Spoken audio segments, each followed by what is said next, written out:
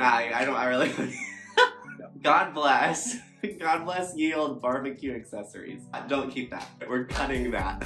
My name is James Rose. My pronouns are they, them.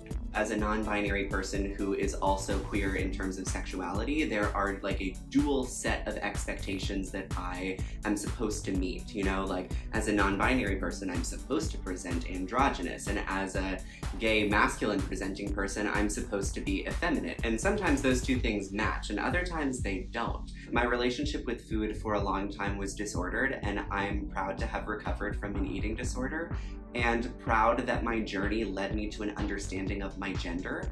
I've been uncovering through therapy and through deep work within myself that I think the only reason I ever developed an eating disorder was actually because my gender expression was something I didn't have the tools to understand because the society we live in completely erases non-binary people. There was this internal war going on with my relationship with food and what I looked like and how I was truly caught in between two gender expressions that I didn't understand, or myself not knowing that I didn't actually fit either one. Well, I'm not a man and I'm not a woman, so these ideas of masculinity that men are expected to be are never gonna fit me, and these ideas of what women are supposed to be and what femininity is supposed to be are never gonna fit me either because I'm not either one.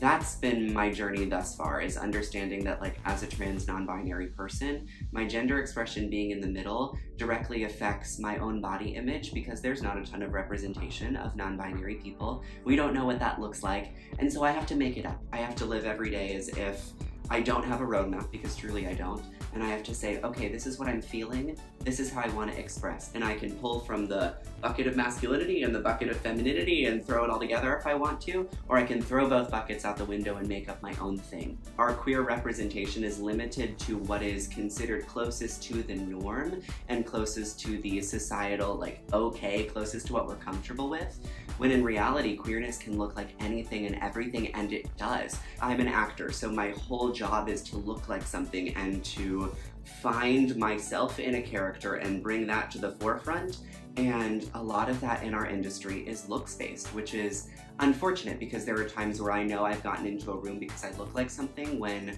other people who are more talented deserve to be there as well, or perhaps instead of me. In order to be deemed worthy as a queer person, you have to fit a specific ideal, a lot of which I personally do fit, so I've benefited from this particular vantage point and from this media standard, and it's not right, because there are tons of people who don't look like me that deserve to be on billboards.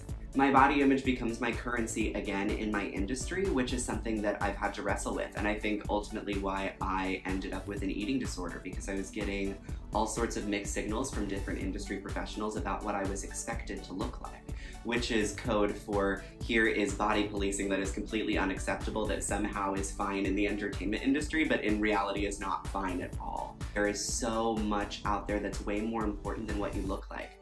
I truly believe your body is almost the least interesting thing about you. There's so much more than like the meat suit we walk through the world in that has to do with our worth and value. And if we advertise those things and if we had them in the media, I think queerness would A, be more widely accepted, and then B, people wouldn't internalize hatred for themselves. We have to make space for every body to be beautiful. And not because of what they have or have not accomplished, but because of who they are. And that's what's missing from not only eating disorder recovery, but just society in general, is making space for all bodies not only to be beautiful, but to understand that it's not our job to police what other people look like, and it's not acceptable for us to comment on it, and that we have to unlearn these ideas within ourselves. Eating disorder recovery to me is not just making peace with food, it's also actively working to make life better for the people who don't have the same privileges that I do. And I think that that's something that we, as people who have recovered, go, okay, I'm good, I can move on with my life, and truly the work doesn't stop there.